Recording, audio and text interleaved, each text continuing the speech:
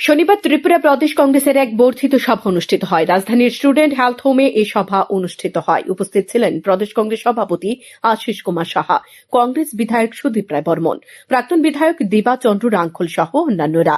এদিনের সভায় বক্তব্য রাখতে গিয়ে কংগ্রেস বিধায়ক সুদীপ রায় বর্মন বলেন, জনজাতিরা যখন দেখতে পাবেন ১২৫তম সংবিধান সংশোধনের মাধ্যমে তারা অর্থনৈতিক, সামাজিক, রাজনৈতিক দিক দিয়ে অনেক বেশি সুযোগ সুবিধা পাচ্ছে, তখন ভাবাবেগকে কাজে লাগিয়ে যে সকল অহেতুক দাবিগুলো উত্থাপন করা হয়েছে সেগুলোর কোনো গুরুত্ব থাকবে না। তাই সংবিধান সংশোধনের বিলকে বছরের পর বছর ফেলে রাখা হয়েছে। বিজেপি সরকার জনকল্যাণমুখী একটি প্রকল্প চালু করেনি বলে দাবি করেন বিধায়ক সুদীপ রায় বর্মন। তিনি আরো দাবি করেন, রাজ্যে কংগ্রেস জনজাতিদের কাজ, খাদ্য, বাসস্থান, শিক্ষা ও বন অধিকার আইন নিয়েছে। বর্তমান সরকারকে আরো কামান দেগে বলেন, সরকার প্রতিষ্ঠা হওয়ার আগে মানুষকে বহু প্রতিশ্রুতি দিয়েছিল এই সরকার। এখন যখন সেসব প্রতিশ্রুতি পালন হয়নি, তখন মানুষ বুঝতে পারছে সেগুলো সব মিথ্যে ছিল। অবাস্তব স্বপ্ন দেখে ভোটের দরকারে যেসব প্রতিশ্রুতি সামনে এনেছিল তারা, কংগ্রেস দাবি করে প্রতিশ্রুতি যদি পূরণ করতে না পারে তাহলে মানুষকে মিথ্যে স্বপ্ন দেখিয়ে ভোটের কোনো প্রয়োজন নেই। যখন হয়ে যাইবা, যখন দেখব ত্রিপ্রাসাদ যখন দেখব ১২৫তম সংবিধান সংশোধনী বিলের মাধ্যমে আমরা অর্থনৈতিক, রাজনৈতিক, সামাজিক দিক দিয়ে আমরা অনেক অনেক বেশি স্বাচ্ছন্দ্য বোধ করতেছি, তখন তো ওই যে আজে বাজে ইমোশনাল ডিমান্ড গুলোর কোনো ভ্যালু থাকবে না। অবাস্তব যে ডিমান্ড গুলোর কোনো ভ্যালু থাকবে না, তাদের ভাবাবেগের কাজে লাগাতে পারবে না। Let us not pass, इसको रहने दो अभी, इसको पड़े रहने दो। 2020 সালে একটা বিল পার্লামেন্টের মধ্যে উত্থাপিত হয়েছে, পাস হয় না 4.5 বছর ধরে, এই কারণে পাস হয়। এই কথাগুলো আম ত্রিপ্রাসার কাছে কে কইব?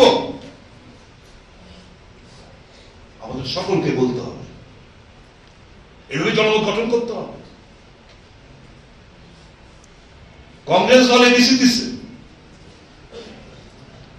23rd of August 1984 in the then Prime Minister Indira Gandhi।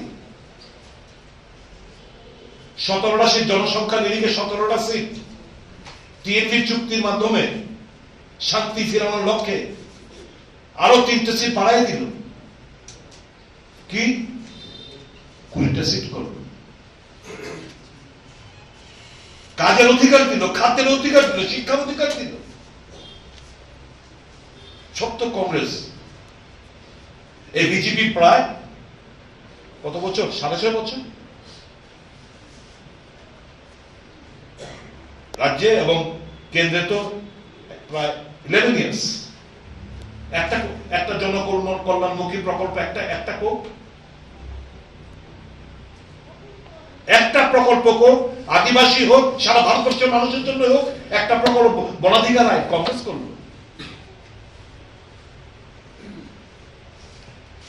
কি এখন দেখি